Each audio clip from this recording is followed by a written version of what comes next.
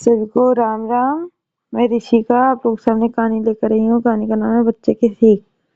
एक पापी इंसान मरते वक्त बहुत दुख और पीड़ा भोग रहा था। लोग वहाँ काफी संख्या में इकट्ठे हो गए। वहीं पर एक महापुरुष आ गए। पास खड़े लोगों ने महापुरुष से पूछा कि आप इसका कोई उपाय बताएं जिससे यह पीड़ा से मुक्त होकर प्राण त्याग दे और ज्यादा पीड़ा न भोगे।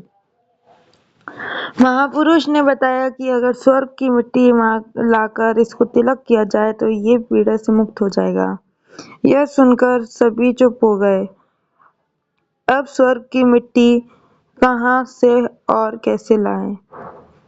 महापुरुष की बात सुनकर एक छोटा सा बच्चा दौड़ा दौड़ा गया और थोड़ी देर बाद एक मुट्ठी मिट्टी लेकर आया और ये बोला, लो स्वर्ग की मिट्टी से तिलक कर दो। बच्चों की बात सुनकर एक आदमी ने मिट्टी लेकर उस आदमी को जैसे ही तिलक किया, कुछ ही क्षण में वो आदमी पीड़ा से एकदम मुक्त हो गया।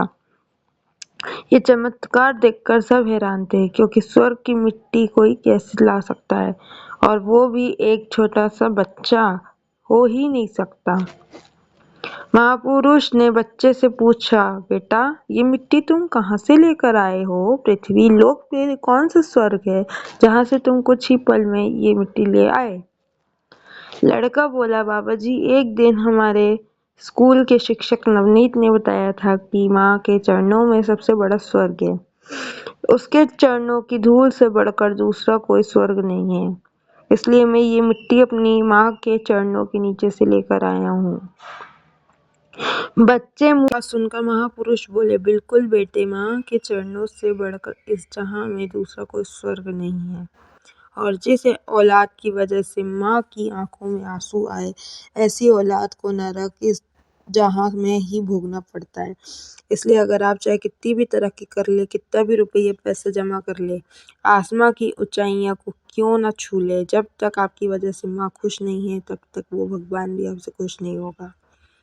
कोई भी दान पुण्य और तीर्थ करने का फल आपको नहीं मिलेगा।